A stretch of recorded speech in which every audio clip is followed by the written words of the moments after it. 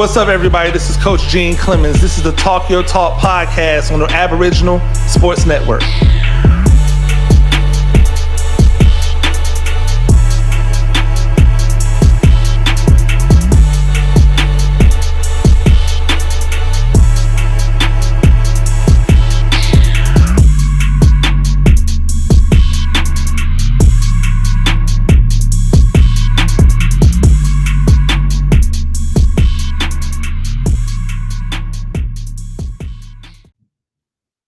What's going on YouTube, Instagram, Twitter, our platforms? Welcome to another episode of the Talk Your Talk podcast with the famous Mr. Coach Gene Clemons. Man, thank you for showing up, brother.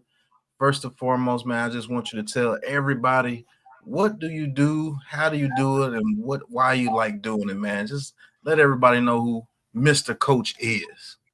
Yeah, and you know, I appreciate you having me on, man. Anytime I get a chance to talk any type of sports, whether it's football, basketball, track and field, cricket, I'm into it all. I think at the basis of who I am, I'm a guy who is a sports lover. I grew up playing a bunch of sports, and it's just been ingrained into my DNA. It's what I'm about. I tell people all the time, if you are a woman and you want to be in a relationship with me, you're going to be in a relationship with sports as well. There's no other way around it, because that's a big part of who I am and what I love about the world that we live in. I cover the New York Giants for New York Giants on SI. I have a podcast called A Giant Issue that is on the New York Giants on SI YouTube channel and wherever you get your DSPs from. I write and I do content for Matthew Berry's Fantasy Life. That's where you can see a lot of sports betting content, fantasy content, and just me really being able to show a lot more of my personality. I also have my my Talk Spicy podcast that I do periodically now, where I get an opportunity to just kind of, you know, shoot the stuff. And I call it the intersection of sports and entertainment, right? Where that kind of, or sports and culture, excuse me, where that kind of meets at. And so it gives me a chance to really give my own opinions about anything that I'm saying, as opposed to sports and life. They call me Coach Gene Clemons because I'm a coach. I coach high school football. I've done it now for over 20 years, and I've really enjoyed it. It's a part of my life. And so everything kind of makes up me, man. But anytime somebody tells me that I get a chance to talk my talk, I know I'm in the right place. That's a fact. So what made you get into sports writing? Because I actually love doing sports writing as well. I do articles right here with the Aboriginal Sports Network as well on all teams. And you cover the Giants, but I've seen you do articles on different teams of such. What actually got you into doing sports writing? Well, I've always loved writing. I've been an English teacher for the better part of those 20 years as well. I've always enjoyed writing. I've always had a love and a talent for it. And when I was deciding what I wanted to do with writing, I said, hey, how do I get an opportunity to write about everything that I'm into, right? Because a lot of what writing is, it tries to put you into like categories. And I love a lot of things. And so I said, you know, what if I wanted to write about plays and musicals? I was a journalism and a theater double major in college.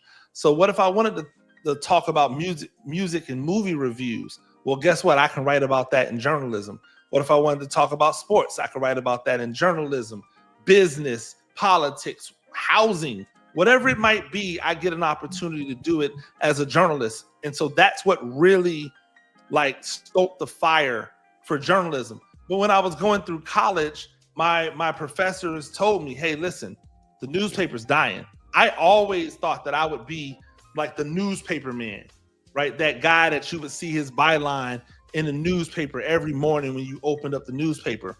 But they told me, and this is back in the 2000s, early 2000s, 2000, 2001, hey, the newspaper is dying. You need to be able to understand how media works. And that's, you know, that's online media, that is broadcasting, that's written.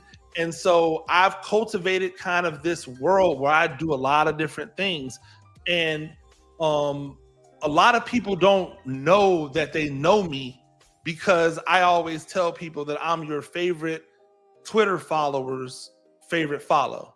So you're not going to see the 10,000 different followers from me on Twitter. You're going to see my 20-something hundred. But if you scroll through the 20-something hundred, they're all people in the industry. They're all people who follow me, or people who do this for a living, because they know that I'm going to bring a perspective that's fresh. It's not going to be groupthink. We don't, and they know that we can disagree, and it's not going to start any type of animosity, as long as you're not an a-hole. In which case, I like to remind people that I see people in real life. We don't just exist on the internet. So it usually curtails a little of the disrespect that you see going around in these social media streets, because I'm a lot of places and I don't mind pulling up on somebody. So accountability is key. Yeah, I'm not trying to kill anyone, right? That's not what I'm about. But we can have a strongly worded conversation face to face if you feel how you feel on the internet. And I've heard people say, "Hey, why you take it so personal? It's just the internet."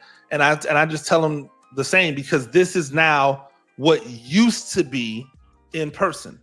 What used to be you talking to me in person is you talking to me on a social media site now. So when I see you in person, just keep that same energy. That's cool. Yep. Right? Keep that same energy. What's the famous 50 Cent line? I tell people I don't want no problems, but if they want problems, I say no problem. I say no problem. Right. I live by that. I want zero issues, but if you want an issue, like I still get it popping. It's okay. Yeah, that's what's up, man. Say you've been doing this for 20 years, man. It's always a blessing to me to talk to actual Aboriginal men that's actually doing what I inspired to do. You say you've been doing this 20 years, man. You still look young. How did you start when you was about 10? Yes, that's exactly true. No, I'm. Believe it or not, I'm 45 years old now. That's crazy. 45 less than a month ago. I'm 45 years old, but I'm an athlete. You know how that, and I'm black. Let's keep it a buck. Right? We are who we are. Not only am I black and a black man, but I'm an athlete. I'm an athlete, and anybody that knows anything about how endorphins work, it's more than just making you happy. Endorphins, they react to everything in your body. If I'm not doing something that gets me going, I feel lethargic. I feel lethargic when I don't do something. So my body is used to it, and therefore it pushes out the toxins. It brings all of that positivity to the light. It has me looking happier. And when you look happy, you look young. That's just kind of how it works. Miserable people look ugly and old. Happy people look pretty, beautiful, handsome, and younger. That's how it works. That's a fact, man. Hey, I got to learn a lot more about Coach Gene Clemons, man. Didn't know to the extent of the writing that he does, but I do see a lot of people in the industry are, they shout you out, and that's what it's about. It's not about clout chasing. It's about doing what you love to do and be thorough doing it, and people will recognize that, man. I'm glad I'm able to bring you on here so you can tell the people on how to go out there and grind, how to be consistent, and just how to live life, man. Me doing this, I went to the Senior Bowl, was able to interview players. It was a huge blessing to go out there and be able to interview those players and get into the writing game with some of my articles and things. So, man, it's been a pleasure learning more about you. But right after this commercial break, man, we're going to get into some sports talk, man. So this is Coach Gene Clemons right here on the Talk Your Talk podcast. Go check out the Draft Journal right here on the Aboriginal Sports Network, and we'll be right back after these messages.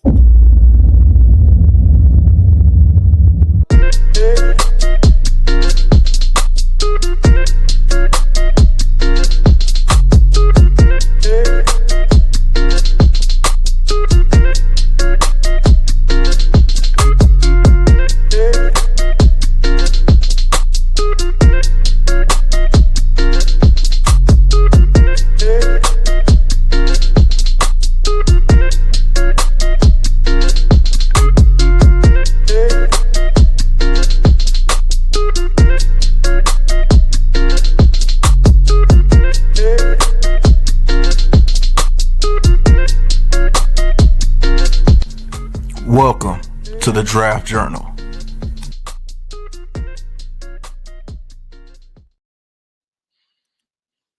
All right, so we gonna get into some of this sports talk here. Now, do you cover the NFL draft very thoroughly? Like, Yeah, I cover the NFL NFL draft pretty thoroughly. Okay, yeah, okay. So, who are some of your underrated prospects going into this draft? Who are some of the guys that people are not looking at that you think can actually be something here in the NFL? I mean, that's a loaded question because we only ever hear about like the top 50 players, maybe top 25 most of the time. There's 300 plus players that are taken in the draft, and then probably another few hundred. My good friend and colleague Emery Hunt. I'm gonna have him on the show too. I was gonna mention Emery Hunt. You know, we're dropping the latest edition of the Football Game Plan 2025 draft guide that should be out next week, Monday. God willing, if everything is where it should be. I'm going to give you a name that not a lot of people talk about, but I know that people know. Jalen Royals, the wide receiver from Utah State. Really high on that young man. I think he has everything that you are looking for in your prototypical NFL style receiver. Crazy hands, super grip hands. He understands how to run routes. He knows how to bring the ball in on contested catches. He knows how to use his body to shield defenders away. He's got enough speed to be dangerous downfield, and also enough speed to make a cornerback have to respect what he does, so that he can then turn around and break you off with something. He's got stats that are on par with some of these people that they are saying are the best in the the draft, and yet like he doesn't even have a full body of work to pull from. Like he hasn't had the luxury of some of these quarterbacks and or having other wide receivers around him to pull the different coverages away from him. It's all him, and you can see on these highlights right here the ability to adjust in the air and catch the football, the ability to see right there. That's a bad pass. That was a horrible pass. It's a horrible pass, and look how easy it was for him to just turn, snag the football. Right, you'll see it right here. Watch him turn, snag it, and immediately look upfield for somebody to make sure he can get into the end zone. Whenever you have a guy that has ball skills, and that's where it starts for me at all times, it always starts with ball skills. Anybody that has the ball skills that Jalen Royals has, I think they need to be looked at a lot more than what people are looking at him. And it'll just be another situation where people kind of slept on a dude, and then somebody somewhere stupidly will say, "Oh, well, he came out of nowhere." No, you guys just never looked at him. You just kept looking at Tat McMillan, and you kept and Golden ran fast. So because he was fast at combine, that's all we could talk about, right? But if we're talking about people that haven't been boosted up enough, he hasn't been boosted up enough. I know that everybody loves Travis Hunter, but Will Shepherd, man, that dude is a beast. Okay, tell me about Will Shepherd, because he came from Vanderbilt. If you look at what Will Shepherd, the wide receiver, the true X wide receiver at Colorado, if you look what he was able to do, surrounded by a bunch of guys who were like target monsters, for him to still be able to pull in as many touchdown passes as he had, a guy who's 6'3", 205, 210 pounds, a guy who had a lot of success in the SEC at Vanderbilt. If you want to put into perspective just how much he's had to overcome, he was the man at Vanderbilt going up against SEC East competition. Yes, that's Georgia, that's Florida, that's South Carolina, all of the places that are pulling that the NFL is pulling all of their defensive players from, Kentucky, all of those places, Will Sheppard went up against those guys and put up wide receiver 1 numbers. He came to Colorado and he became the wide receiver 3, 4. But because of his skill set as an X receiver, he was able to be wide receiver. He was able to be the go-to look for guy whenever they weren't looking for Travis Hunter. Now, I don't have anything against Travis Hunter. I think Travis Hunter is the generational talent of this draft, right? But the difference is that they forced the ball to Travis Hunter. Like, a lot of people are like, hey, Shedeur Sanders, he drifts in the pocket. You know why he was drifting a lot of times? He was looking for Travis Hunter, because the mandate was to get the ball to Travis Hunter. And why would you not want to get him? But when he just threw in rhythm, when he had to throw in time and have somebody go and make a play for him, Will Sheppard was the guy that was making plays.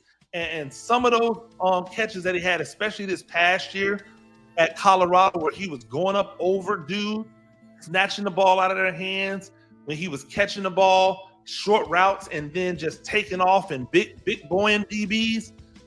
He's an underrated prospect that nobody's really talking about as a wide receiver. I think that he has a chance to carve out a really nice niche for himself at the NFL level. And you can see it right here. Some of these Colorado highlights. Like, this is just him saying, nah, that ball is mine. Right? That's a fact. And that's Shedeur Sanders trusting him that he's going to go up and get a pass that he's putting in a place for him to be able to go and get. Right? The last person I'll talk, because we could talk prospects all day, but the last person I'll talk, Willie Lampkin, the center from North Carolina. This is a dude who is only 5, like, legitimate. You were at the Senior Bowl, you saw him. This dude is short, like, no doubt about it. He's short. His arms are short. His legs are short. He's short. So then tell me why it is that nobody can get around him. Why is it that he's in the ACC, another place where you see the NFL pull a ton of defensive talent from, defensive tackles, linebackers? Why is he constantly moving the pile? Why is he constantly getting people out of the way? Why? Because he's short, which means what is he going to have? Low center of gravity. He's going to have leverage, low center of gravity. And most importantly, he just wants it more than these dudes want it. And so when I look at a guy like him, who has always been at a disadvantage because of his height, right? And they play him at guard, and they play, and we know that he's probably a center. I go, why isn't someone being inventive enough or creative enough to say, hey, even if he can't be a center for me, can he be the next Patrick Ricard? Can he be one of those fullbacks that are essentially just another guard with an eligible number on? Don't be surprised. The Ravens. Don't be surprised if the Ravens in day 3 pull this dude in the draft and say, "Hey, listen, we're gonna work with you as a center, but in the meantime, you're gonna line up in the backfield." Imagine a backfield of Patrick Ricard and Willie Lampkin in front of Derrick Henry. Yeah, that's ridiculous. Is a proposition, especially when you consider the person handing them the ball, who's the most dynamic person I've ever seen in football, right? So, like, Willie Lampkin's a guy who's going to win with leverage. He's going to win with tenacity, but he's 5'10", maybe 5'11", probably 5'10"-ish, right? Like, he's small, and he's going to get dinged for that. And most people write him off because of his height. And nobody says, well, if he's doing this versus NFL caliber talent, this isn't him doing this at Utah State. This isn't him doing this at Bowie State. This isn't him doing this at North Dakota State. This is him doing this in the ACC at North Carolina. If he can do it there, then why would he not be able to do it in the NFL? I think that a lot of times that is what we miss when we're doing our evaluations. We're all looking for the perfect specimen, but there's nothing about the game that's perfect. The game is actually built off imperfection. So why would we not look for imperfection, or why would we not overlook some of the imperfections of the guys that we're scouting, that we're looking to assess? I don't understand it. Yeah, I totally agree with you on just about every athlete that you said. I actually got to interview Jalen Royals at the Senior Bowl, and I told him, man, I said, dude, you a beast. I say you way stronger than what you look, and you're way quicker than people give you credit for. And I do believe he should be a second-round pick at the very least. But Jalen Royals is a dog. Will Shepard. Hey, never forget that the year. You ever forget that the year before, 2023, Jalen Royals, before people realized that he was really good, 71 catches, 1,000 yards, 15 receiving touchdowns. Then they just started double teaming him. He still got 55 catches, 834 yards, and 6 touchdowns when he was the only thing that they had out there at Utah State. They was firing the coach. He was still out there killing them. Yep, that's a fact. And you go watch his film, man, that dude's solid, bro. Like, I really think if you could put him on a team where he can play in the slot and he can play on the outside as well, if you need him to play on the outside. But if you get on a team that can move him around, it's going to be a problem, man. I would actually like to see him on the Cardinals next to Marvin Harrison. Yeah, he's your prototypical Z receiver. He's your Z receiver, that guy that can play outside, but he's off the line of scrimmage, so you can bring him in motion and short motion him down inside the slot. So if you've got a big slot or a tight end in the game, like Arizona has, right? So when you got Trey McBride in the slot, you put him on the line of scrimmage. You put Jalen Royals off the line of scrimmage. You bring him in motion. Now he goes from outside to inside. Guess what happens? Now they got to put a safety or a linebacker on him. That's barbecue chicken. That's right. It's not gonna. That's why I would like to see him on a team like the Cardinals for those very reasons you just said. Hey, man, it's always good to talk some good football with somebody that knows what they talking about. But I do have one receiver. He's probably not an unknown, but I love this guy. That's Mr. Kyle Williams, man. Kyle Williams from Washington State, man. I think this dude's going to be an absolute steal. You might be able to sneak him in the second round. I think he's a first-round talent. He's the closest thing I've seen to Antonio Brown since Antonio Brown retired, in my opinion of him. Yes, he's only like 5'10 to 5'11, but he gets off the line of scrimmage. He has that Jalen Royals to his game too, and he's way faster than you think, and he can get in and out of his routes with ease. Talk to him at the Senior Bowl as well. What's your analysis of Mr. Kyle Williams, man? He's played a lot of football, right? Played a lot of football. I always look at these guys who've played a lot of football, and I say, is he ready to walk right in and get it popping right now? You've seen a steady progression of him throughout his career. And what I like about what I've seen from him is that he's gone through several different quarterbacks, a couple different systems, and he's still able to be successful. He had his best year this past year, right? Stats outside of it. I look at one thing when I look at how receivers are progressing. I want to know what your average yards per reception is, because it's going to tell me one or two things. If you have if your receptions are your yards per reception is big, if it's large, that tells me that you make big plays, right? One of my biggest issues with Wan'Dale Robinson, the slot receiver for the Giants. Oh man, he averages less than 10 yards of reception, right?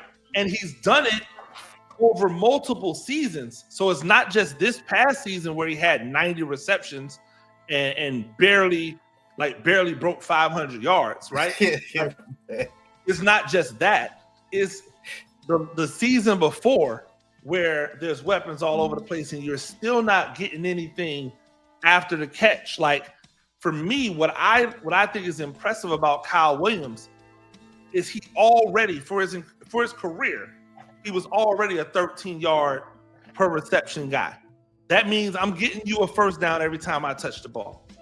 This past year, 17 yards per reception, and I increased my production while increasing my usage.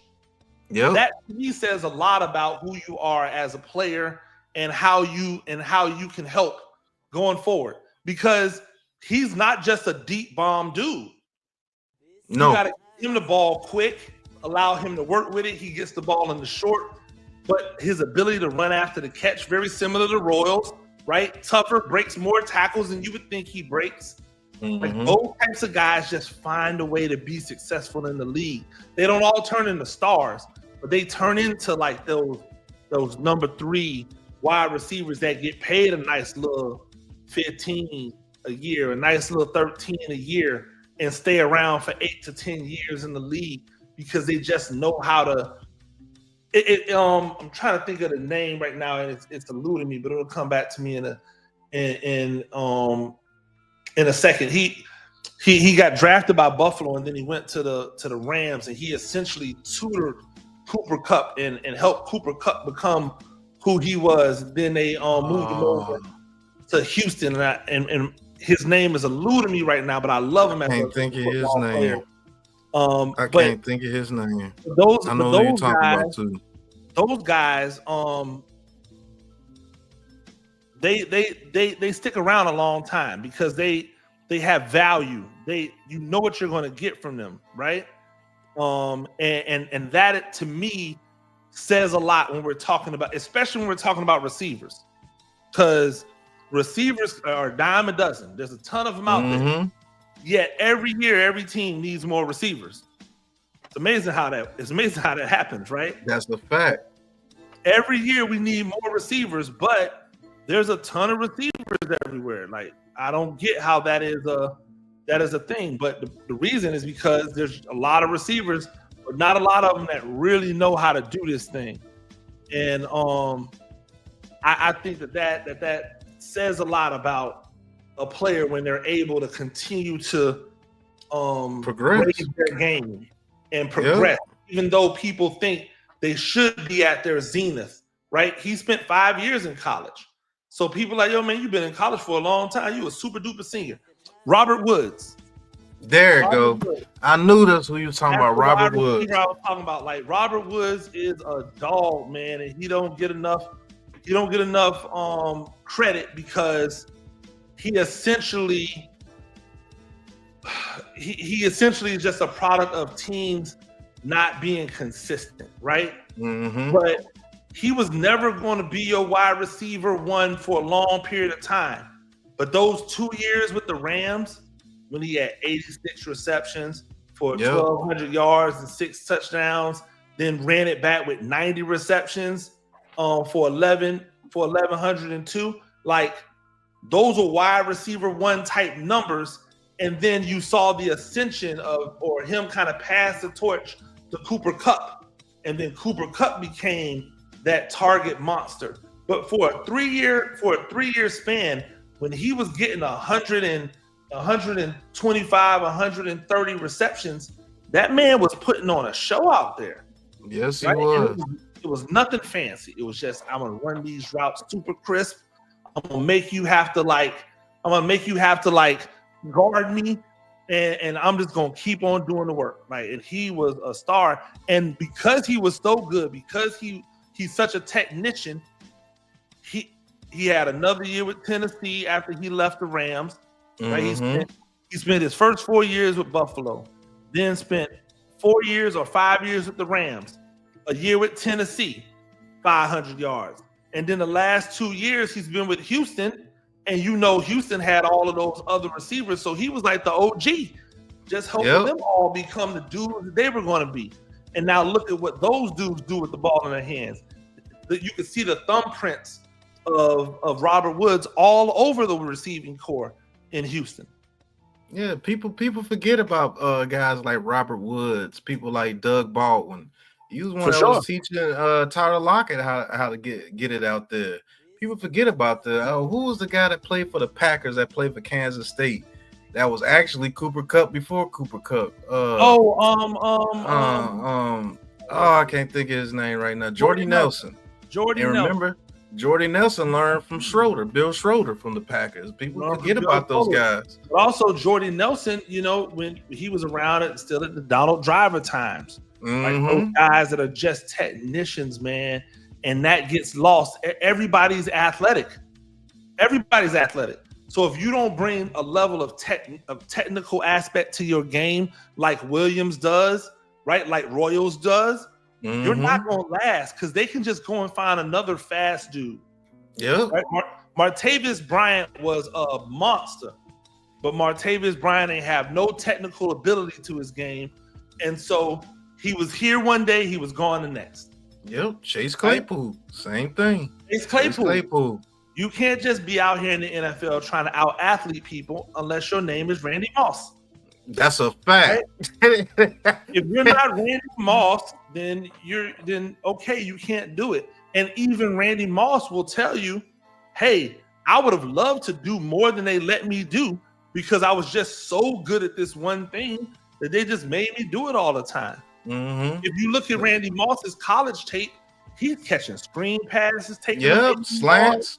He's breaking people down on hitch routes, but that's not how they use him in the NFL.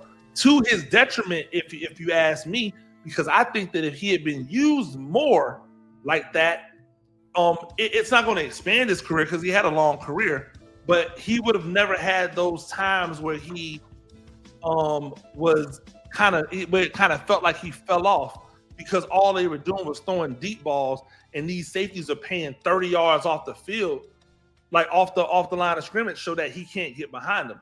Like they wasted the ability to use him in his technical aspect. But I guarantee you, when he trains or when he works with other wide receivers, I bet he's giving them all that technical game because he got it in him. Yep, and they never used him to that a bit. I always thought that he could have been the one that can actually get real close to Jerry Rice. It was him, Calvin Johnson, and Antonio Brown. I think those are the three receivers that could have got close to Jerry Rice. Calvin Johnson just retired too early. Antonio Brown went through what he went through, and Randy Moss, if they would allow him to catch those slants and just use them more, I think he would have had a lot more yardage and a lot more touchdowns. But yeah, I think AB is the one for me because AB would have got there. His build would have allowed him to play forever. Like the way he was building his game was never predicated on speed, right? It was predicated on being smart. The explosiveness in and out of his breaks, those are not going anywhere.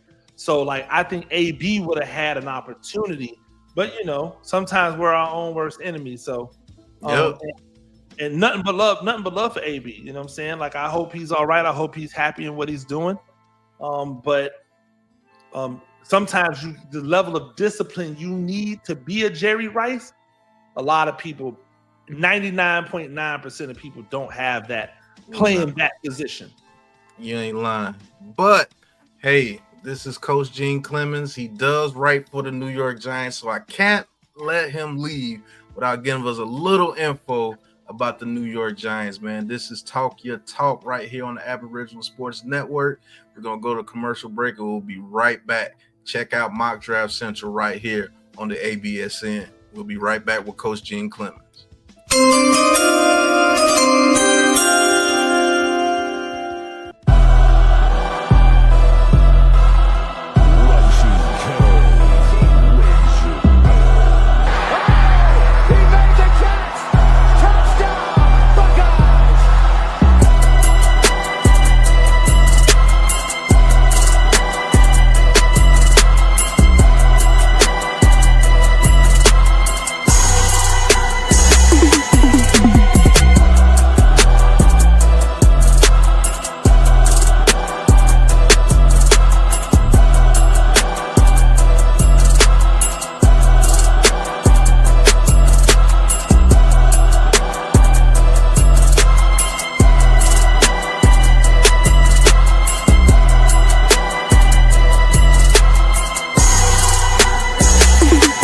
Welcome to NFL Mock Draft Central. All right, we are back, and we are going to be talking a little bit about the Giants before we get out of here with the coach. Listen, you said everything about Wan'Dale Robinson I have said since the beginning. It's like, how do you get 140 targets and barely get 600 yards? Like, that is amazing to me, and that's why we got tortured last year. But there are some rumors out there with the New York Giants about them passing on a quarterback, maybe going Travis Hunter, maybe Abdul Carter. To your knowledge, what do you think the Giants should do, and do you know of anything that they will do this upcoming draft? One thing I'll say is I think that the moves that they've made for a quarterback, they were made specifically so they did not have to reach. But that reach means they didn't have to try to move up to 1 or 2 for a quarterback. It does not preclude them from taking a quarterback at 3 if a quarterback drops to them. So the idea, and by the way, I was one of them. I got caught up in it when they signed Russell Wilson. I said, oh, this clearly means that they're not looking quarterback at number 3. Because logically, in my mind, you don't take 2 veteran quarterbacks and then take a rookie quarterback with your first-round pick that can't help the team be better because you brought 2 veteran quarterbacks in to try to win games, right? So, but then I started thinking, Russell Wilson's contract is 1 year. It's 1 year, and at the base of it, it's $10 million, right? Mm-hmm. The original is, or with all the incentives, it's $20+ million. But at the base of it, it's $10 million. Jameis Winston is essentially out there for special teams money. Like he's getting paid $4 million a year, but he's under contract for 2 years, which means that if they went out and drafted a quarterback, you could have him not have to worry about playing be your quarterback 3, right? Learn behind those 2 dudes mid-season. Jameis Winston gets injured, goes to the injured reserve, he becomes 2. Depending upon how the season's going, right? If it's going well, ride out the Wilson. If it's not going well, hey, Russell Wilson, we appreciate you. We about to get this young boy a chance to go. Now they bring in the rookie quarterback, whom in year number 2 gets a Jameis Winston as his backup to be able to mentor him. So I would not say that the chance of them taking a quarterback is over. What I will say is that Joe Shane and Brian Daboll have been very savvy about the way they're talking about taking the best player available, so that they let people know that if you want Travis Hunter, you got to come to us. If you want Abdul Carter, you got to come to us, because as soon as the Titans take the quarterback, right? If they take Ward, if they take Sanders, as soon as they take a quarterback, that means that either Abdul Carter or Travis Hunter is dropping to number 3. Yep. So now if you're somebody who really wants Abdul Carter and Travis Hunter, and you don't really want Shadur Sanders, but you think the Giants might take them, do you trade up from 5 to 3 and give up a 2nd round pick or a 3rd round pick and 1 next year to get to 3 to take Abdul Carter or Travis Hunter? When in the meantime, the Giants wanted Shadur Sanders all along. So now they drop to 5 and still get the guy that they would have gotten that would have taken that 3 at 5. So I would not be surprised if they still take a quarterback. But if it's me, right? Because if it's me, I think Shadur Sanders is the best quarterback in the draft. I think he's the most pro-ready. If you've listened to any of my content, I've been saying it for a year and a half now. I've been on the Shadur Sanders bandwagon since he was at Jackson State. Nothing's changed, right? He has everything that they used to tell you they wanted in a quarterback, but now because of him, all of a sudden they don't want it. So if it's me, I'm taking Shadur. But I would not have taken 2 veteran quarterbacks, right? I'd have taken that $10 million that I'm giving Russell Wilson, and I'd have spent it on a legitimate defensive tackle or another linebacker to give those linebackers some help, because for as much as people love Micah McFadden, he misses a lot of tackles. Yes, he does. And he gets swallowed up in blocks a ton.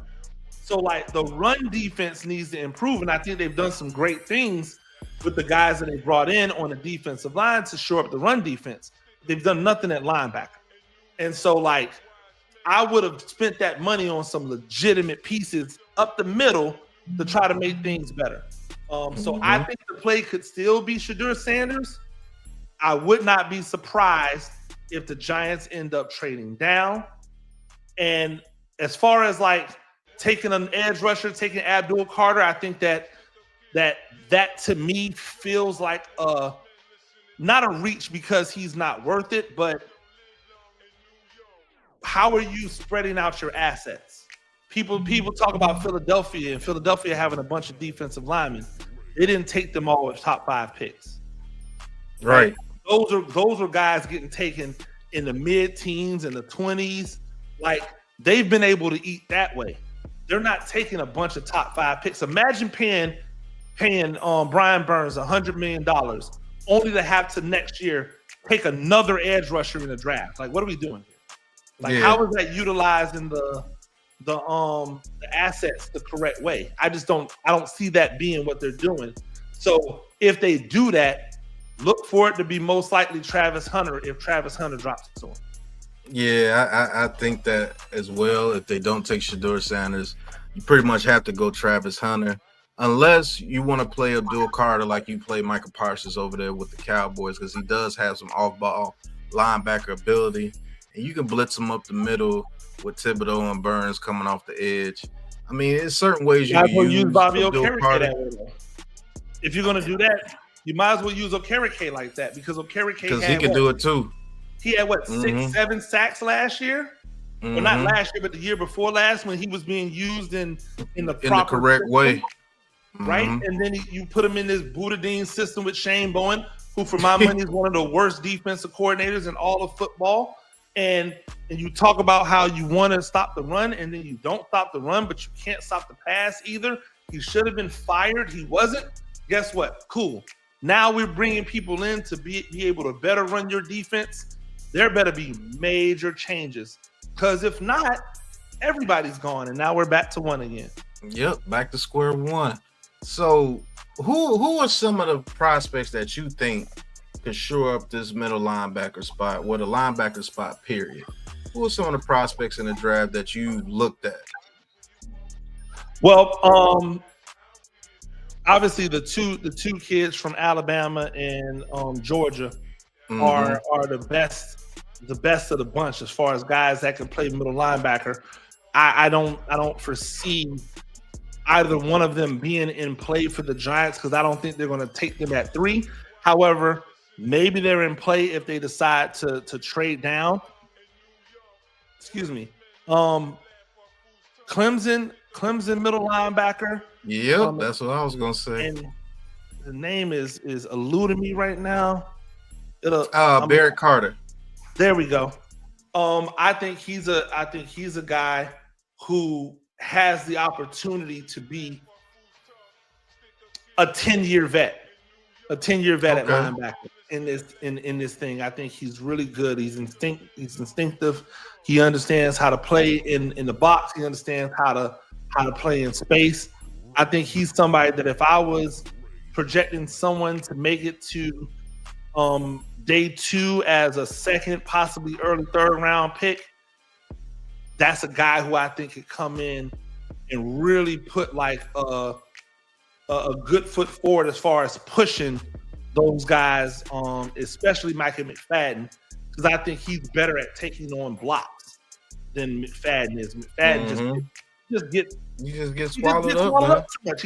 It's not just that he's small. I don't know if he understands how to take on half a man.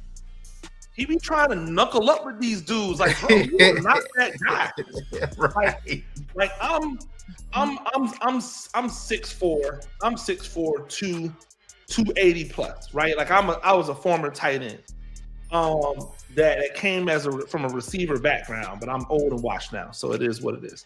But like, if you told me I had to block Micah McFadden right now at 45 years old, I'm like, okay, cool, because I understand how to get him. If I attack his shoulder, he's not going to rip through me.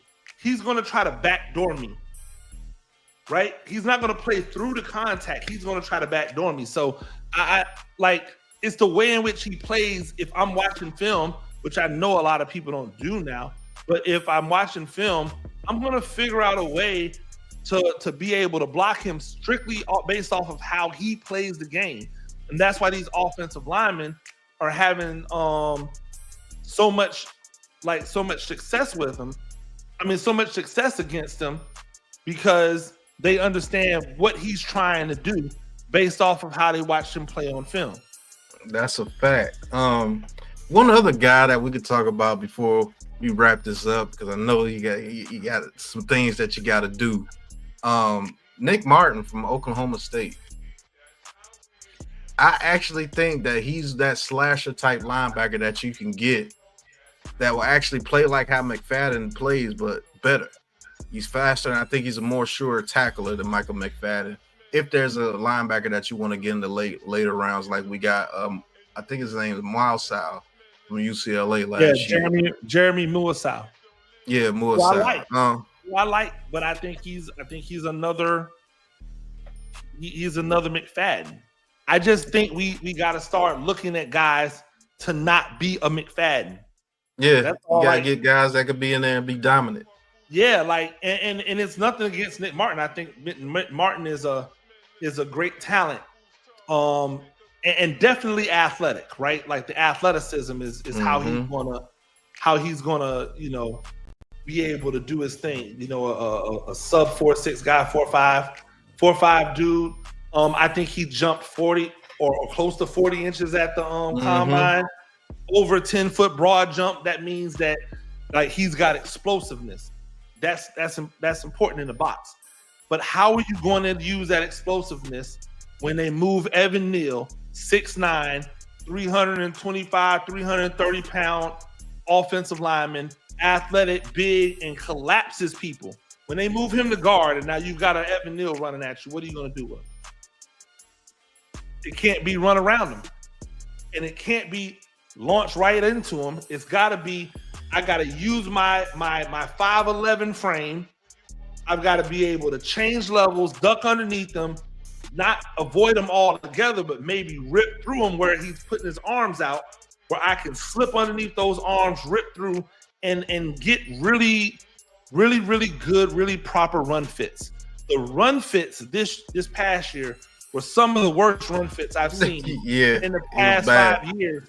And it hasn't been good, but the 2 years before, they had safeties who allowed you to clean up stuff.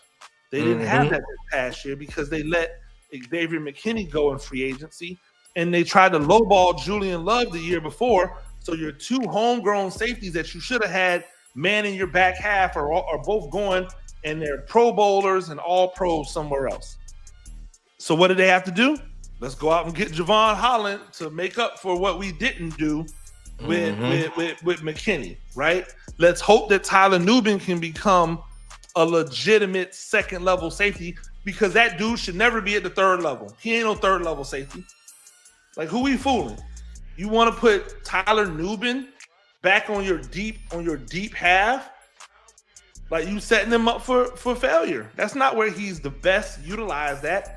He's best utilized at that middle area where he can rob those dig routes in coverage, where he can come down and thump somebody on a slant when they trying to, when they trying to hit.